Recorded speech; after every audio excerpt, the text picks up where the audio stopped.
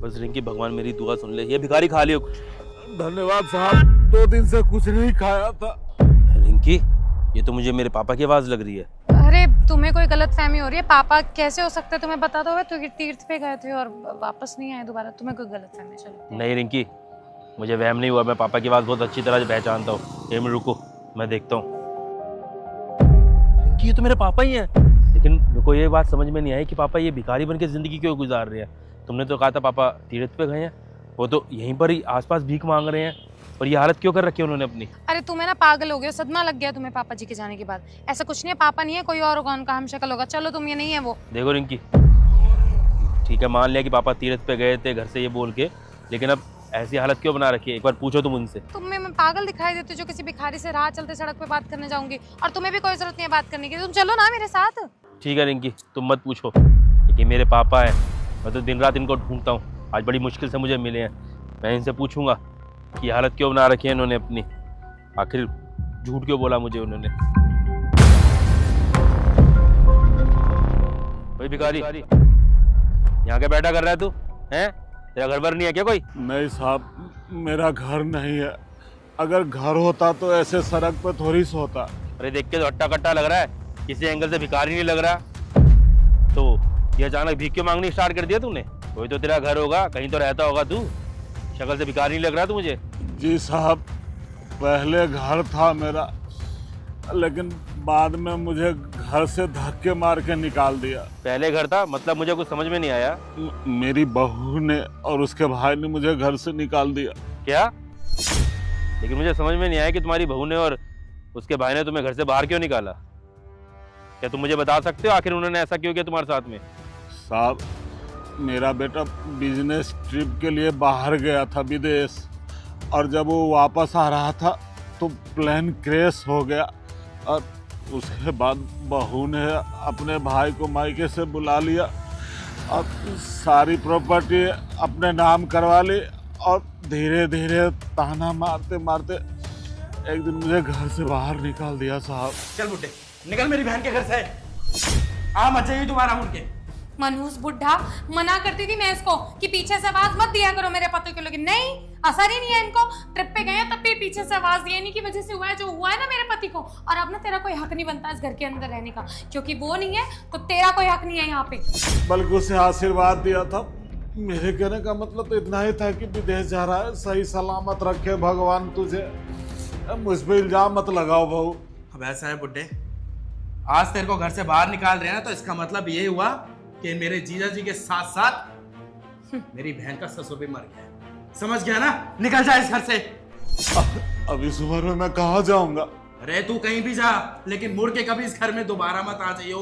समझ में आया ना? वरना मेरे हाथ से खून हो जाएगा तेरा। धर्मेंद्र, इसको बाहर निकाल, मेरे से इसकी शक्ल नहीं देखी जा रही है।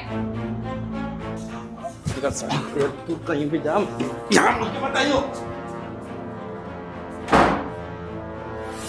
बहू बोलती थी कि मैं मनहूस हूँ और मेरी वजह से ही मेरे बेटे की मौत हो गई है, और इस कारण वो मुझे घर में नहीं रखना चाहते थे। तब से मैं रोड पे ऐसे ही दर दर भटक रहा हूँ।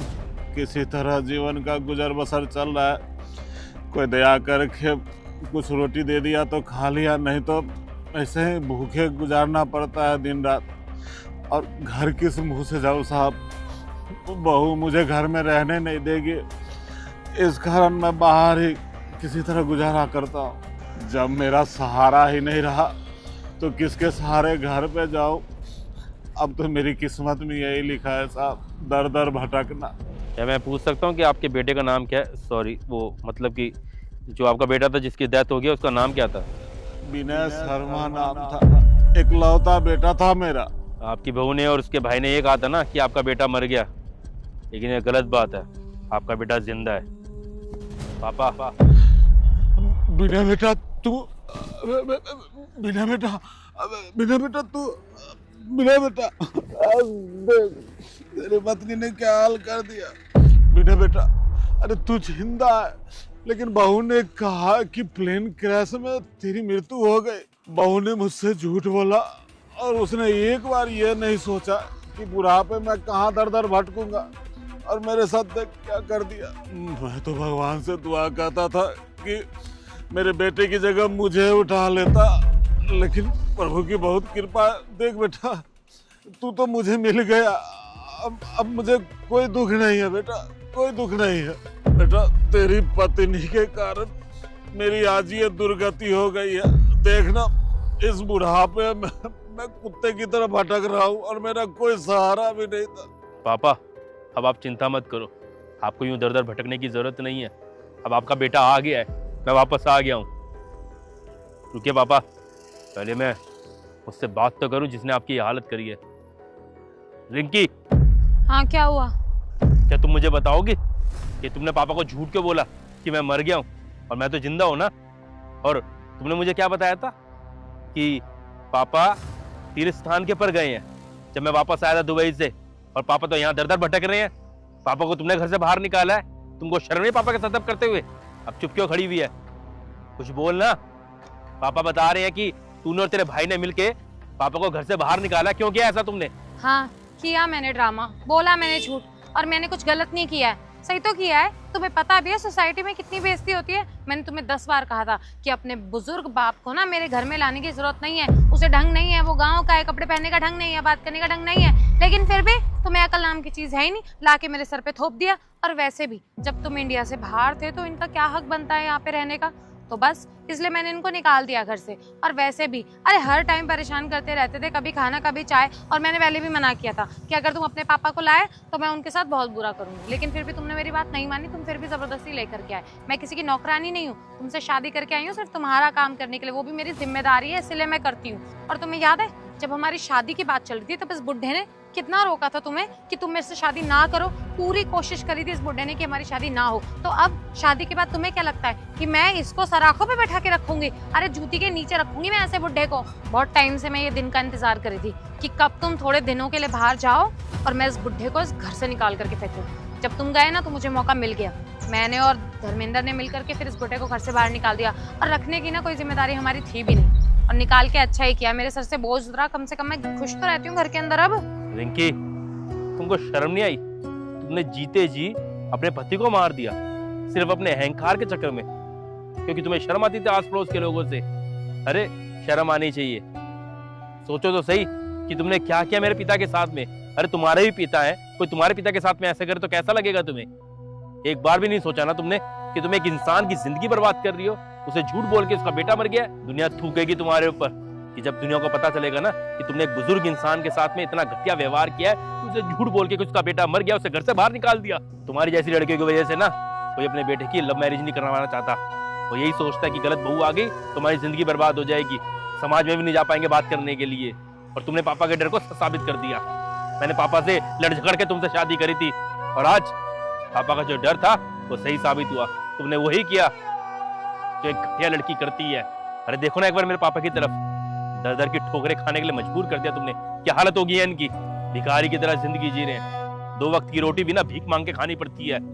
कितना बुरा होता है कि अगर कोई इंसान अपने बच्चे को पढ़ा लिखा के इस काबिल बनाए कि बुढ़ापे में उसका सहारा बने, सहारा बनने की जगह उसके बच्चे को उसकी नजरों के सामने झूठ बोल के मार दिया जाए और ऐसे दर दर की ठोकरें खाने के लिए मजबूर कर दिया जाए। कैसा लगेगा एक बाप को? देखिए एक बात ध्यान से सुन लो, तुमने सिर्फ मेरे पापा की जिंदगी बर्बाद नहीं की है, तुमने मेरी भी जिंदगी बर्बाद की है, क्योंकि मैं अपने पापा को दुनिया में सबसे ज्यादा प्यार करता हूँ।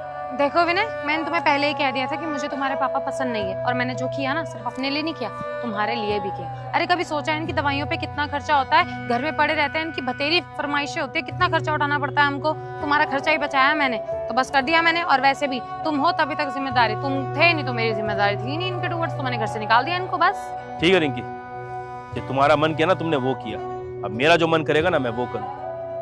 अब मैं तुम्हारे साथ अपनी जिंदगी को और बर्बाद नहीं करूंगा, डिवोर्स लूंगा तुमसे, डिवोर्स। और तुमको डिवोर्स देने के बाद में अपने पापा के साथ रहूंगा, इनकी सेवा करूंगा, क्योंकि असली स्वर्ग ना माँ बाप के चरणों में ही होता है। विनय, तुम ऐसा कैसे कर सकते हो मेरे साथ? मैं तुम्हारी बीवी हूँ यार, इतनी छोटी सी बात के लिए तुम मुझे डिवोर्स दो? एक बार तो तुम्हारी वजह से अपने पापा को खो चुका हूँ, दोबारा नहीं खोऊंगा, दोबारा वो गलती नहीं करूंगा जो मैंने एक बार करी है। तुम्हारे पर विश्वास करके चला गया था पापा को छोड़ के। आओ पापा, कोर्ट में देखूंगा तुम्हें मैं। हाय गाइस, उम्मीद करता हूँ आपको वीडियो पसंद आएगी, तभी आप आखिर तक वीडियो को देख रहे हैं। बस आप हमें अपनी एज बताइए कि आपकी एज क्या है, क्योंकि हम जानना चाहते हैं कि कौन कौन सी एज ग्रुप के लोग हमारी वीडियो देखते हैं, ताकि हमें कंटेंट और बनाने में आसानी रहे, हम नया नया कंटेंट ढूंढ के लाएं आपके हिसाब से। बाकी हम ऐसे मेहनत करते रहेंगे, आप भी हमारे साथ जुड़े रहिए। हम दिल्ली में बैठ के इस वीडियो को बना रहे हैं, आप कहाँ बैठ के देख रहे हैं ये भी बताना। Bye bye, take care, love you.